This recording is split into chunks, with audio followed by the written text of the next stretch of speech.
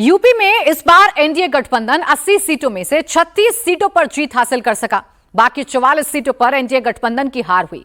पर ऐसा क्यों हुआ? बीजेपी नॉन स्टॉप मंथन कर रही है। सवाल यह है कि क्या बीजेपी की हार का कारण भीतरघात था?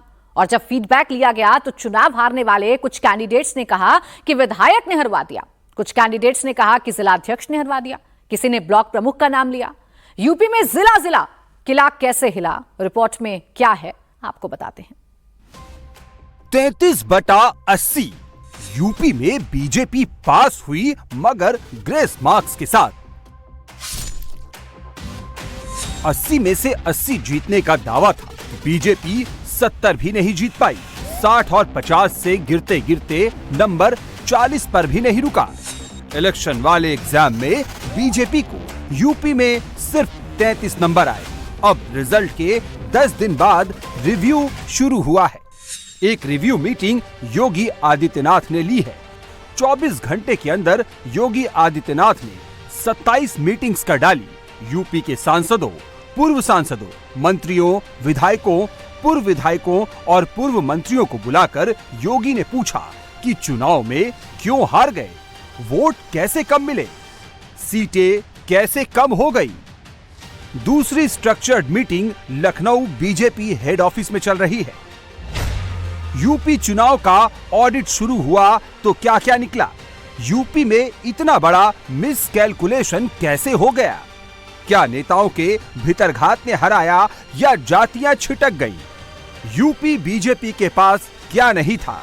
योगी आदित्यनाथ जैसा चेहरा था, नरेंद्र मोदी का नाम था, राम मंदिर वाला काम था, लाभार्थी vote bank, caste calculation, law and order, कागज पर एकदम चकाचक तैयारी। इसके बावजूद बीजेपी स्कोर नहीं कर पाई। अब बीजेपी के बड़े नेता संगठन पदाधिकारियों और इलेक्शन इंचार्ज को बुला बुला कर पूछ रहे हैं कि गलती कहां हुई। लखनऊ में पिछले 2 दिनों से रिव्यू मीटिंग चल रही है। पहले दिन अवध रीजन की सीटों का पोस्टमार्टम हुआ। दूसरे दिन कानपुर रीजन की सीटों का नंबर आया। यूपी दिल्ली में नरेंद्र मोदी की सत्ता का पावर हाउस है। 2014 में यूपी ने ही जोर लगाया था तो बीजेपी 282 तक पहुंची थी। 2019 में यूपी ने दोबारा परफॉर्म किया तो बीजेपी 303 तक पहुंच गई। लोकसभा में सबसे ज्यादा 80 सांसद चुनकर भेजने वाला यूपी अगर सही स्कोर करता तो बीजेपी 2024 में भी अपने दम पर बहुमत में होती, लेकिन ऐसा हो नहीं पाया। यूपी का नंबर गिरा तो मोदी का नंबर भी घट गया। फैजाबाद अयोध्या की आइकॉनिक सीट बीजेपी ने 2019 में 65,000 वोटों से जीती थी। इस बार बीजेपी ये सीट 54,000 वोटों से हार गई। लेकिन जो हार दर्ज हो चुकी है उसे मिटाया नहीं जा सकता। अवध क्षेत्र की कुछ और सीटों को देखिए। खीरी की सीट बीजेपी 2,18,000 वोटों से जीती थी, इस बार 34,000 वोटों से हार गई। सीतापुर की सीट बीजेपी 1 लाख वोटों से जीती थी, इस बार 90,000 वोटों से हार गई। धौरहरा की सीट बीजेपी ने 1,60,000 के मार्जिन से जीती थी, इस बार 4,400 वोटों से हार गई। मोहनलालगंज की सीट बीजेपी 90,000 वोटों से जीती थी, इस बार 70,000 वोटों से हार गई। सुल्तानपुर सीट बीजेपी 14,000 वोटों से जीती थी, 24 के चुनाव में 43,000 वोटों से हार गई। प्रतापगढ़ सीट बीजेपी 1,17,000 वोटों से जीती थी, इस बार 66,000 वोटों से हार गई। अमेठी की सीट बीजेपी 55,000 वोटों से जीती थी, इस बार 1,67,000 वोटों से हार गई। अवध क्षेत्र में लोकसभा की 16 सीटें आती हैं, जिनमें बीजेपी के 61 विधायक हैं। इतनी स्ट्रेंथ होने पर भी बीजेपी अच्छा रिजल्ट नहीं ला सकी। लखनऊ जैसी सीट पर जहां से रक्षा मंत्री राजनाथ सिंह लड़ रहे थे, वहां भी बीजेपी का मार्जिन घट गया। राजनाथ सिंह 2019 का चुनाव 3,47,000 वोटों से जीते थे, इस बार जीत का मार्जिन 1,35,000 ही रह गया। जिस प्रकार के परिणाम आए हैं, उन परिणामों को, उस जनादेश को हमने सहजता से स्वीकार किया है। हम जनता के निर्णय के आगे नतमस्तक हैं। एक वरिष्ठ पदाधिकारियों के साथ हम लोगों ने उन परिणामों की समीक्षा की है और ये तय किया है कि अपने कार्यकर्ताओं को नीचे तक प्रवास करके और हमारे संगठन के लोगों से अलग अलग प्रकार की बैठकें करके उन सब विषयों की सूचनाएं, जानकारी एकत्रित करना है जिनके कारण राजनीतिक परिणाम हमारे पक्ष में नहीं आए।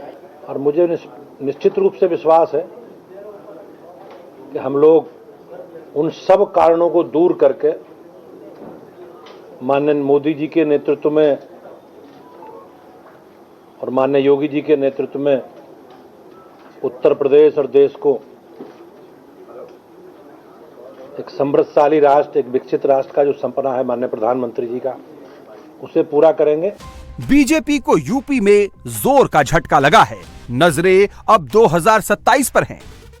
यूपी में बीजेपी 3 तरह की रिपोर्ट्स तैयार कर रही है। पहली रिपोर्ट हारे हुए प्रत्याशियों से मिली रिपोर्ट पर बेस्ड होगी। दूसरी रिपोर्ट तैयार करने के लिए 80 लोगों की टीम बनाई गई है, जिसमें 40 पदाधिकारी और 40 पूर्व विधायक होंगे। एक पदाधिकारी और एक पूर्व विधायक 2 लोकसभा सीट पर जाकर अपनी रिपोर्ट देगा। तीसरी रिपोर्ट मंडलीय लेवल पर तैयार की जा रही है। इन तीनों रिपोर्ट्स को मैच किया जाएगा और उसके बाद फाइनल रिपोर्ट केंद्रीय नेतृत्व को भेजी जाएगी। उसके बाद भीतरघात करने वालों के खिलाफ कार्रवाई होगी, जिस पर फैसला केंद्रीय नेतृत्व करेगा। पश्चिमी यूपी की मुजफ्फरनगर सीट पर संजीव बालियान और संगीत सोम की लड़ाई सुर्खियों में आई, लेकिन ऐसी लड़ाई सिर्फ एक सीट पर नहीं थी। लोकसभा चुनाव में बीजेपी के हारे हुए प्रत्याशी, कॉन्स्टिट्यूएंसी इंचार्ज और संगठन पदाधिकारी तीनों ये कह रहे हैं कि सीट दर सीट चुनाव में भीतरघात तो हुआ है। लोकसभा चुनाव में बीजेपी के अपने लोगों ने भीतरघात किया, जिसका सबसे बड़ा नुकसान हुआ। बूथ इंचार्ज और पन्ना प्रमुखों ने जमीन पर ठीक से काम नहीं किया, इसलिए बीजेपी हारी। इंडी अलायंस का आरक्षण खत्म करने और संविधान बदलने वाला प्रचार चुनाव में चल गया। कुर्मी, मौर्य और लोध वोट बड़ी तादाद में इंडी अलायंस की तरफ चले गए। इसके अलावा मायावती का दलित वोट बैंक सपा की तरफ चला गया, इसलिए हार मिली। एक बड़ी तेजी से एक र्यूमर विपक्ष के द्वारा फैलाई गई कि आरक्षण और संविधान को भारतीय जनता पार्टी खत्म कर देगी, या और नीचे तक के ये बात लोगों में प्रचार प्रसार किया। ऐसी स्थिति में तमाम वो वोट वहाँ चला गया सपा में, हमारे क्षेत्र में बसपा का बड़े पैमाने पर वोट उधर ट्रांसफर हो गया। इस डर में कि ये जो भ्रम पैदा किया गया, हमने अपने पूरे क्षेत्र के समीकरण को बताने का काम किया और कौन कौन सा वोट ट्रांसफर हुआ उसको भी बताने का काम किया। ये बात तो सच है कि कई लोगों ने पार्टी में रहते हुए भीतरघात किया है और जो काम जिस तरीके से करना चाहिए उसमें बहुत से लोगों ने बहुत मेहनत की है पार्टी में के लोगों ने, और कुछ लोगों ने पार्टी में रह करके भी अंदर अंदर भीतरघात करने का काम निश्चित तरीके से किया है और उनकी पहचान भी हो गई है और मैं समझ रहा हूँ पार्टी उनके खिलाफ कुछ ना कुछ कार्रवाई भी करने का काम करेगी। योगी आदित्यनाथ यूपी के अफसरों को टाइट कर रहे हैं। पिछले 10 दिनों में योगी को ऐसी रिपोर्ट मिली है कि अफसरों ने, विशेषकर जूनियर अफसरों ने यूपी में बीजेपी के खिलाफ माहौल बनाया। योगी सबकी चूड़ियां कस रहे हैं। ब्यूरोक्रेसी का बदलाव कुछ दिन बाद दिखेगा। पॉलिटिकल सर्कल में योगी को तुरंत रिजल्ट चाहिए। कानपुर रीजन में लोकसभा की 10 सीटें आती हैं। यहां से बीजेपी के 40 विधायक हैं। फिर भी बीजेपी 10 में से 6 सीटों पर हार गई। बीजेपी कानपुर नगर, कानपुर देहात, फर्रुखाबाद और झांसी में तो जीती, लेकिन बांदा, हमीरपुर, जालौन, कन्नौज, इटावा और फतेहपुर में हार गई। बांदा की सीट 2019 में बीजेपी 59,000 वोटों से जीती थी। 2024 में 71,000 वोटों से हार गई। हमीरपुर की सीट बीजेपी 2.5 लाख वोटों से जीती थी, इस बार 2,500 वोटों से हार गई। जालौन सीट बीजेपी 1,58,000 वोटों से जीती थी, इस बार 54,000 वोटों से हार गई। कन्नौज की सीट बीजेपी 12,000 वोटों से जीती थी, इस बार 1,70,000 वोटों से हार गई। इटावा की सीट बीजेपी 64,000 वोटों से जीती थी, इस बार बीजेपी 58,000 वोटों से हार गई। और फतेहपुर की जो सीट बीजेपी 1,98,000 वोटों से जीती थी, इस बार बीजेपी 33,000 वोटों से हार गई। उन्होंने हमें लूटा, गैरों में कहाँ दम था, मेरी कश्ती वहाँ डूबी जहाँ पानी कम था। 2 दिनों में बीजेपी ने सीट बाय सीट 26 सीटों पर रिजल्ट का रिव्यू किया है। जहां जीत मिली लेकिन मार्जिन घट गया, वहां की भी रिपोर्ट बनाई जा रही है। बीजेपी के कुछ नेताओं ने सील बंद लिफाफे में अपनी रिपोर्ट दी है। बंद लिफाफे में सबूत भी दिए गए हैं। लिफाफा देकर बाहर निकले नेताओं ने जो कुछ बताया, उसके आधार पर कहा जा सकता है कि बीजेपी ने जिन पर सबसे ज्यादा भरोसा किया, उन्होंने ही भरोसा तोड़ा। बीजेपी का बूथ लेवल का कार्यकर्ता जीत तय मानकर चलता रहा। कई उम्मीदवारों ने हार के लिए स्थानीय कार्यकर्ताओं को जिम्मेदार ठहराया। पन्ना प्रमुखों और बूथ कमेटियों के कार्यक्रम सिर्फ कागजों पर चलाए गए। जिनको वोटर बूथ पर लेकर आने थे, वो अपने घरों से नहीं निकले। गैर यादव ओबीसी जातियों में कुर्मी, राजभर, शाक्य, पासी और मौर्य वोटरों ने मुंह फेर लिया। किसी एक रीजन में नहीं, किसी एक सीट पर नहीं, यूपी में बीजेपी ने सभी रीजन में बुरा प्रदर्शन किया है। इसका साइड इफेक्ट भी दिखना शुरू हो गया है। बीजेपी के अपने सहयोगियों की जुबान बदलने लगी है। बीजेपी के नेता तो चुपचाप मीटिंग में आकर भीतरघात की बात बता रहे हैं। एसबी-एसपी के नेता ओपी राजभर तो खुल्लम खुल्ला माइक लगाकर कह रहे हैं कि घोसी में उनके बेटे के साथ दगा करके हरवाया गया। हमारी पार्टी ईमानदारी से जहां जो लड़ा उसको वोट दिया, और गठबंधन के तमाम पार्टियों के नेता गठबंधन धर्म निभाना नहीं जानते, मोदी जी को नकार दिया, योगी जी को नकार दिया। ऐसे लोगों को सबक सिखाने की भी जरूरत है। ऐसे लोगों को भी सबक सिखाने की जरूरत है कि आप बोलना सीखो, तब इनको समझ में आएगा। अब तो हम खुली बगावत करेंगे, देखिएगा ना। ऐसे लोगों को भी हम दवाई करने जा रहे हैं। जो लोग भाषण तो बड़ा लच्छेदार मानते थे और गाड़ी में बैठ के अपने लोगों से कहते थे कि नहीं नहीं इधर नहीं उधर वोट देवे के, ऐसे लोगों को भी हम लोग चिन्हित कर लिए। हम ऐसे लोगों को भी खोज रहे हैं, चाहे हमारा प्रधान हो, चाहे जिला पंचायत हो, चाहे कोई हो, चाहे अधिकारी हो, ऐसे लोगों को भी हम चिन्हित कर लिए हैं और दवाई करने जा रहे हैं। ठीक है। और आप लोगों से कहूंगा, ऐसे लोगों के खिलाफ कार्रवाई जब हो तो फिर आगे आप मत आना, आगे मत आना। हो सकता है आपका रिश्तेदार भी आ सकता है। ओपी राजभर ने रसाड़ा में अपनी पार्टी की समीक्षा बैठक की। उसमें घोसी सीट हारने के बारे में बयान दिया है। डैमेज हुआ तो उनके बेटे अरविंद राजभर डैमेज कंट्रोल के लिए आ गए। एक वीडियो वायरल किया जा रहा है जिसमें बताया जा रहा है कि सुहेलदेव भारतीय समाज पार्टी के राष्ट्रीय अध्यक्ष माननीय ओम प्रकाश राजभर जी 2024 लोकसभा चुनाव हार का ठीकरा योगी और मोदी जी पर फोड़ रहे हैं। मैं ऐसे बयानों को सिरे से खारिज करता हूं और खंडन करता हूं। किसी प्रकार का इस तरह का बयान माननीय ओम प्रकाश राजभर जी ने नहीं दिया है। इसको कट और पेस्ट करके इस वीडियो को एडिट करके चलाया जा रहा है, जबकि यह वीडियो पुराने हैं। यूपी में बीजेपी को मिली हार की एक समीक्षा राष्ट्रीय स्वयंसेवक संघ भी कर रहा है। पहले संघ प्रमुख मोहन भागवत ने कड़वी गोली दी। अब संघ के विचारक और कार्यकारिणी के सदस्य इंद्रेश कुमार ने बाम लगाया है। 2024 में भी राम राज्य का विधान देखिए, लोकतंत्र के परम में कैसा है। जिन्होंने राम की भक्ति की पर धीरे धीरे अहंकार आ गया, उस पार्टी को सबसे बड़ी पार्टी घोषित कर दिया।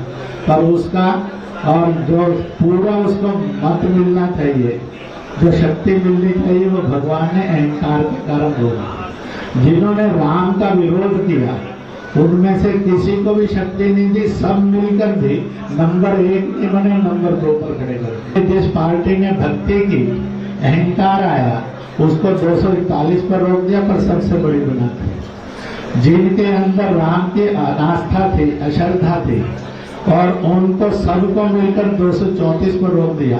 कहा तुम्हारी अनास्था का यही दंड तुम्हें है कि तुम सफल नहीं हो सकते। आरएसएस के शीर्ष नेताओं ने बीजेपी की फंक्शनिंग को लेकर जो कुछ कहा वो एक अलग लाइन की बात है। नेशनल लेवल पे इसका इम्पैक्ट और रीज़न अलग होंगे, लेकिन यूपी में ग्राउंड सिचुएशन फ़र्क है।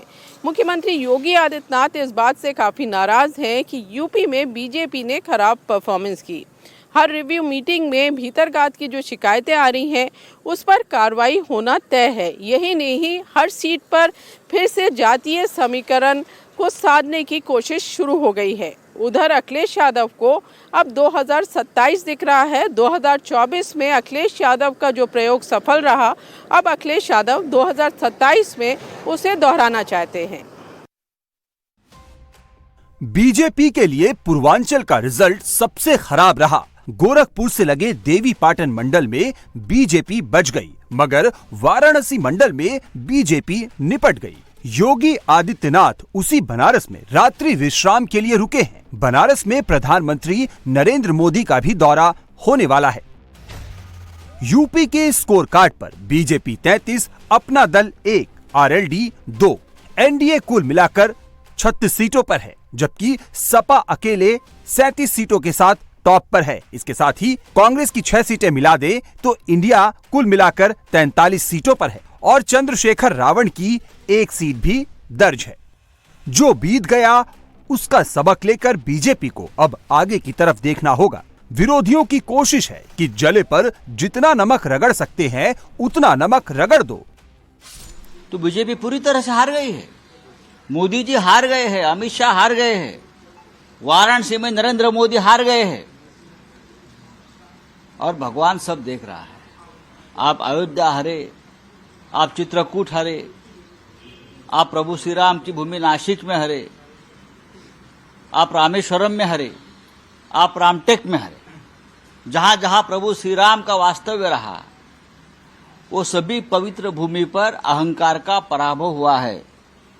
रावण अहंकारी था, इसलिए प्रभु श्री राम ने रावण का पराभव किया, उनका वध किया। आज वही अहंकार राम के नाम पर चल रहा था, जनता ने अहंकार को रोक दिया है, पूरी तरह से पराजित नहीं हुआ है। वो काम आरएसएस को करना पड़ेगा। यूपी में बीजेपी का शॉर्ट टर्म गोल विधानसभा की 9 सीटों पर होने वाले उपचुनाव है। लोकसभा चुनाव में 9 विधायक सांसद बन गए हैं। वो सभी विधायकी के पद से इस्तीफा दे रहे हैं। इन 9 सीटों पर उपचुनाव होना है। बीजेपी उन 9 सीटों पर ताकत दिखाकर अपनी खोई हुई प्रतिष्ठा वापस पाने के प्रयास में है।